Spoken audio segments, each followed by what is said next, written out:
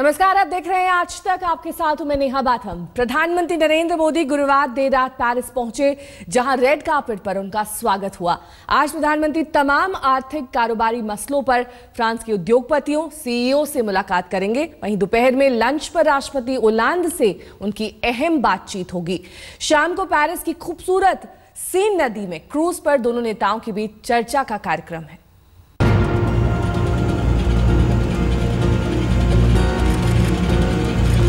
दोपहर में दिल्ली से सूट बूट में सजकर पेरिस के लिए प्रधानमंत्री रवाना हुए तो हवाई जहाज की सीढ़ियों पर तेजी से पड़ता हर कदम बुलंद इकबाल की कहानी खुद बयां कर रहा था।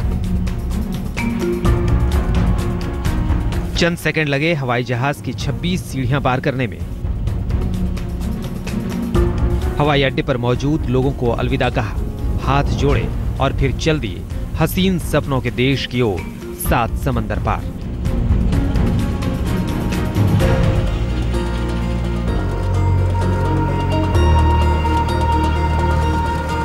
पेरिस के अंतर्राष्ट्रीय हवाई अड्डे पर गुरुवार की देर रात प्रधानमंत्री उतरे तो स्वागत में फ्रांस ने पलक पावड़े बिछा दिए। रिश्तों का सुनहरा तीर मानो सुर्ख लाल कालीन पर चलकर नरेंद्र मोदी का स्वागत करने आया था, बताने आया था दुनिया अगर सुबह बनारस की दीवानी है तो पेरिस की शाम का रोमांच भी कम नहीं। मोदी के यात्रा कार्यक्रम के मुताबिक प्रधानमंत्री नरेंद्र मोदी का पेरिस में भव्य स्वागत कार्यक्रम रखा गया है। फ्रांस के विदेश मंत्री के साथ वॉर मेमोरियल जाकर प्रधानमंत्री विश्व युद्ध के शहीदों को श्रद्धांजलि देंगे। इसके बाद पेरिस में रक्षा और बुनियादी ढांचे से जुड़े 2 अहम बैठकों में सैकड़ों उद्योगपतियों और सीईओ से बातचीत करेंगे। पेरिस के यूनेस्को हाउस में योग प्रशिक्षण केंद्र देखने का भी प्रधानमंत्री का खास कार्यक्रम है। दोपहर में राष्ट्रपति ओलांद की ओर से प्रधानमंत्री मोदी के सम्मान में लंच दिया जाएगा, जहां दोनों के बीच तमाम द्विपक्षीय आर्थिक और कारोबारी मसलों पर बात होगी। शाम को प्रधानमंत्री और राष्ट्रपति मीडिया से मुखातिब होंगे। शाम को ही सीन नदी में बोट पर राष्ट्रपति और प्रधानमंत्री की चर्चा होगी। 11 अप्रैल को प्रधानमंत्री मोदी का तुलुज में एयरबेस फैक्ट्री और स्पेस सेंटर देखने का कार्यक्रम है। 11 अप्रैल को ही लीले के वॉर मेमोरियल पर प्रधानमंत्री का पहले विश्व युद्ध में शहीद हुए भारतीय सैनिकों को श्रद्धांजलि देने का भी कार्यक्रम है। 11 अप्रैल की शाम को पेरिस में 4000 से ज्यादा विशिष्ट अतिथियों के साथ भारतीय समुदाय की ओर से आयोजित समारोह को भी संबोधित करेंगे। He then goes on to a round table. He has 2 round tables, back-to-back round tables. One is with French CEOs with infrastructure as a theme, and the second round table is with French CEOs with defense technology as a theme. After these 2 round tables, the Prime Minister goes to UNESCO. He will be speaking in UNESCO. Afternoon, he has his talks with President Hollande. 9 दिन की विदेश यात्रा में प्रधानमंत्री 3 दिन France में गुजारेंगे।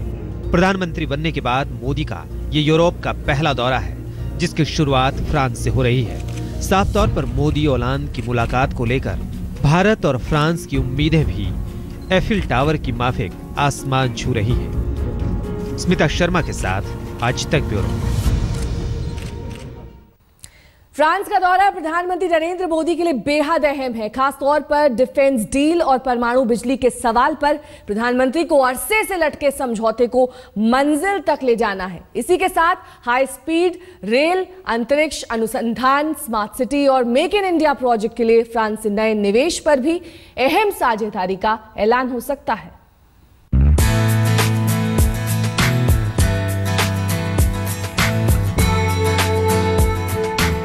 यूं ही नहीं चमकता है पेरिस, यूं ही नहीं खींचे चले आते हैं दुनिया भर के पर्यटक पेरिस में। रोमांच की राजधानी पेरिस दुनिया के स्मार्ट शहरों में भी सबसे शीर्ष पर यूं ही नहीं है। विरासत और धरोहरों को दिल में समाये फ्रांस खुद में विकास का ऐसा चमकता नमूना है, जिसे अपने देश में देखने की चाहत आखिर कौन नहीं पालेगा। प्रधानमंत्री नरेंद्र मोदी भी इस बात को जानते हैं कि फ्रांस दुनिया के बड़े बिजली उत्पादक देशों में शामिल है, जिसकी 75% बिजली परमाणु संयंत्रों से पैदा होती है। नरेंद्र मोदी की कोशिश होगी कि फ्रांसीसी कंपनी अरेवा के सहयोग से जैतापुर में बन रहे एटॉमिक पावर प्लांट से जुड़ी अड़चनें इस बार दूर कर ली जाएं। सुरक्षा परिषद के स्थायी सदस्य के तौर पर एयरक्राफ्ट मैन्युफैक्चरिंग में भी फ्रांस की प्रौद्योगिकी दुनिया में सबसे अहम मानी जाती है। पीएम मोदी की कोशिश इस बात की भी है कि कई साल से 126 राफेल लड़ाकू विमानों के सौदे को लेकर अटकी बात भी सिरे तक पहुंच जाए और साथ ही आधुनिक हथियारों और एयरक्राफ्ट निर्माण से जुड़ी फ्रांसीसी कंपनियों को मेक इन इंडिया के तहत भारत में प्लांट लगाने के लिए राजी किया जाए। दुनिया में पर्यटन के लिहाज से भी फ्रांस की गिनती शीर्ष देशों में होती है, जहां दुनिया भर से सबसे ज्यादा पर्यटक घूमने आते हैं। पीएम मोदी फ्रांस के शहरों की खूबसूरती के पैमाने पर भारतीय शहरों को कसने की शुरुआत भी कर सकते हैं। माना जा रहा है कि संस्कृति और पर्यटन से जुड़े प्रोजेक्ट के साथ मोदी के स्मार्ट सिटी मिशन में फ्रांस साझेदार बन सकता है। बुनियादी ढांचे के विकास में भी दोनों देश साझेदारी का बड़ा ऐलान कर सकते हैं।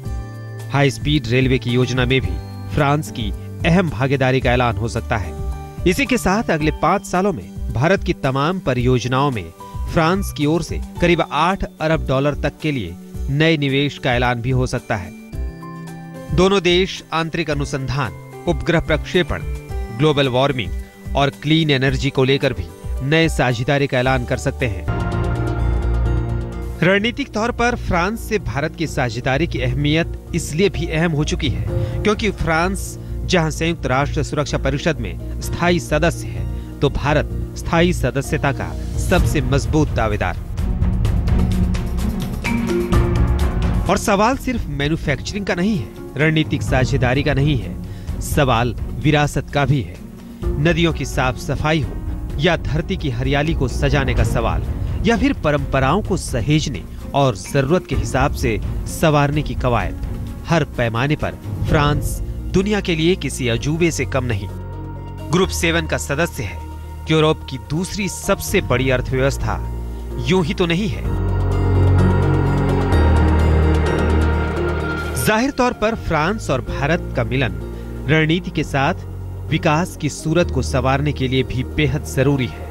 जहां हमें कई चीजों में फ्रांस से सीख लेनी है, तो मोदी की मौजूदगी में फ्रांस भी समझ रहा है कि विविधता के बीच सांस्कृतिक एकता और विकास की रफ्तार में तालमेल कर आगे बढ़ने में हिंदुस्तान की अहमियत क्या है।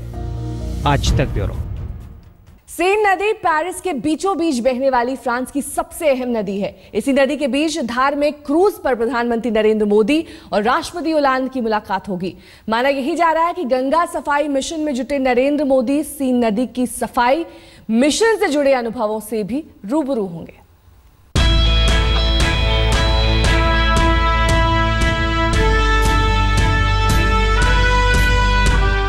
पेरिस की रंगीन शाम में सीन नदी की चमक बढ़ गई है क्योंकि बनारस की गंगा की लहरों का संदेश लेकर खुद प्रधानमंत्री मोदी आज सीन की असल तस्वीर से मुखातिब होंगे।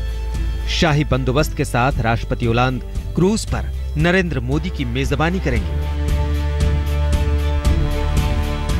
एक दौर था जब आसमान को छूते फ्रांस की पहचान पेरिस के एफिल टावर को देखने दुनिया आती थी, तो उदास सीन नदी के किनारे खड़े होना भी मुश्किल था। तब ये नदी बजबजाती थी। फ्रांस की रुपहली रोमांटिक चमक के नीचे ये नदी बल खाकर बहने की बजाय तड़पती थी, सभ्यता के लिए मानो कलंक।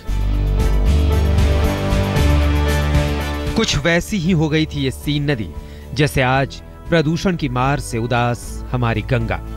हरिद्वार से इठलाती बहती चलती गंगा कानपुर, बनारस और पटना पहुंचते पहुंचते मानो रंग ही बदल जाता है, कहीं काला तो कहीं मटमैला। सीन नदी का भी हाल फ्रांस में ऐसा ही हो गया था। गंगा को साफ करने का मिशन भारत सरकार ने जैसे उठाया, वैसे ही फ्रांस की सरकार ने भी समाज को आवाज दी। जैसा दर्द गंगा के लिए देश में उठा है, गंगा साफ करने के लिए फिर अभियान चला है, वैसे ही सीन के बेटों ने फ्रांस में भी अभियान उठाया। देखते ही देखते सीन नदी चमक उठी और जीवंत हो उठे सीन के किनारे फ्रांस के बुलंद अतीत के ये स्मारक। रोशन जहां हो गया। रात होते ही पेरिस में सीन मध्यम रोशनी से यूं नहा उठती है जैसे हरिद्वार में चमकती है गंगा, काशी में लरचती है गंगा। हालांकि गंगा और सीन नदियों के बीच सामाजिक मान्यताओं को लेकर बुनियादी फर्क भी गहरे हैं। जहां पेरिस में सीन नदी जीवन से हताश प्रेमी जोड़ों के लिए खुदकुशी के सबसे खतरनाक किनारों के तौर पर आम लोगों के लिए कभी डर का ठिकाना बन गई थी, वहीं गंगा सदियों से करोड़ों लोगों की आस्था और जिंदगी की प्रेरणा से जुड़ी नदी के तौर पर देखी और पूजी गई। हालांकि दोनों नदियों पर वक्त का कहर भी एक साथ टूटा। सीन नदी की तरह ही गंगा में भी प्रदूषण बढ़ा। यही वजह है कि सीन की साफ सफाई के अनुभवों ने प्रधानमंत्री मोदी को इसके किनारे पहुंचा दिया। माना जा रहा है कि बोट पर चर्चा के दौरान प्रधानमंत्री नरेंद्र मोदी सीन नदी की सफाई के अनुभवों के साथ नमामि गंगा मिशन से जुड़ी चुनौती साझा कर सकते हैं। नदी का पानी 2 दशक पहले तक इस कदर प्रदूषित हो चुका था कि लोग इसे नदी की बजाय ओपन सीवर कहने लगे थे, लेकिन अब ये नदी सरकार और आम जनता के प्रयास से काफी हद तक साफ कर ली गई है। 776 किलोमीटर लंबी सीन नदी फ्रांस में अब जलमार्ग के तौर पर भी इस्तेमाल हो रही है। इसमें कमर्शियल रिवर बोट चलते हैं। लोग एक स्थान से दूसरे स्थान पर आवाजाही के लिए नदी के रास्ते का इस्तेमाल करते हैं। वहीं दूसरी ओर गंगा नदी की साफ सफाई के लिए प्रधानमंत्री मोदी ने गंगा पुनरुद्धार मंत्रालय बनाया है। जलमार्ग के तौर पर गंगा के इस्तेमाल की योजना परवान चढ़ रही है। यानी सीन नदी में बोट पर चर्चा के दौरान नदी की साफ सफाई के मसले समेत तमाम दूसरे मसलों पर बातचीत होनी तय है। नदी सफाई से जुड़ी किसी बड़ी साझेदारी का ऐलान भी दोनों देशों के बीच हो सकता है। आज तक ब्यूरो। यूरोप के देशों में फ्रांस भारत का सबसे भरोसेमंद दोस्त माना जाता है। ऐसा दोस्त जिसने परमाणु परीक्षणों के वक्त भी भारत का साथ नहीं छोड़ा था। अगर प्रधानमंत्री मोदी ने यूरोप के दौरे की शुरुआत आज फ्रांस से की है, तो 2 साल पहले राष्ट्रपति बनने के बाद प्रेसिडेंट ओलांद ने भी एशिया दौरे की शुरुआत भारत यात्रा से ही की थी। फ्रांस और भारत के रिश्तों में नया इतिहास रचने की तैयारी में जुटे हैं प्रधानमंत्री मोदी। यूरोप के दौरे पर निकले तो पहला कदम फ्रांस में पड़ा, क्योंकि ये वही फ्रांस है जिसने हर नाजुक वक्त में भारत का साथ दिया है, जबकि दुनिया भारत के खिलाफ खड़ी थी। 1998 में परमाणु परीक्षण के मसले पर भारत पर आर्थिक प्रतिबंध लगाने के अमेरिका के फैसले को फ्रांस ने नहीं माना। फ्रांस यूरोप में भारत का सबसे करीबी और भरोसेमंद देशों में गिना जाता है। दोनों देशों में साझेदारी पुरानी है, लिहाजा मोदी अगर प्रधानमंत्री बनने के बाद यूरोप के दौरे की शुरुआत फ्रांस से करते हैं, तो 2 साल पहले राष्ट्रपति बनने के बाद एशिया दौरे की शुरुआत भी राष्ट्रपति ओलांद ने भारत से की थी। फरवरी 2013 में राष्ट्रपति ओलांद भारत आए थे। तब 4 अहम करार भारत के साथ किए गए। पहला, सांस्कृतिक आदान प्रदान। दूसरा, उच्च शिक्षा और वैज्ञानिक अनुसंधान में साझेदारी। तीसरा, अंतरिक्ष अनुसंधान में साथ काम करने का ऐलान। और चौथा, भारत में रेलवे नेटवर्क समेत मेट्रो रेल और हाई स्पीड रेल के विकास में मदद। मनमोहन सरकार के दौरान फ्रांस के रिश्तों की यही गर्माहट अब सत्ता परिवर्तन के बाद कांग्रेस के रणनीतिकारों के लिए टकराहट का सबब बन गई है। भारत और फ्रांस में आर्थिक साझेदारी के साथ मोदी के विदेश दौरे का सवाल अतीत के आईने में सत्ता पक्ष और विपक्ष में जंग का सवाल। प्रधानमंत्री मोदी पिछले साल नवंबर में G20 के शिखर सम्मेलन के दौरान फ्रांस के राष्ट्रपति ओलांद से मिले थे। तब दोनों देशों के बीच आर्थिक साझेदारी को रणनीतिक रास्ते पर आगे बढ़ाने का संकेत मिला था। तब दोनों देशों के बीच आर्थिक साझेदारी को रणनीतिक रास्ते पर आगे बढ़ाने का संकेत मिला था। यानी सांस्कृतिक रिश्ते की गहराई बढ़ाने के साथ परमाणु बिजली, भारत में लड़ाकू विमानों की मैन्युफैक्चरिंग और एयरक्राफ्ट प्रौद्योगिकी समेत सैनिक साजो सामान के लिहाज से दोनों देशों ने नई बुनियाद रखने का मन भी तभी बना लिया था। ब्यूरो रिपोर्ट, आज तक। अभी के लिए बस इतना ही। देश और दुनिया की तमाम खबरों के लिए बने रहिए हमारे साथ। देखते रहिए आज।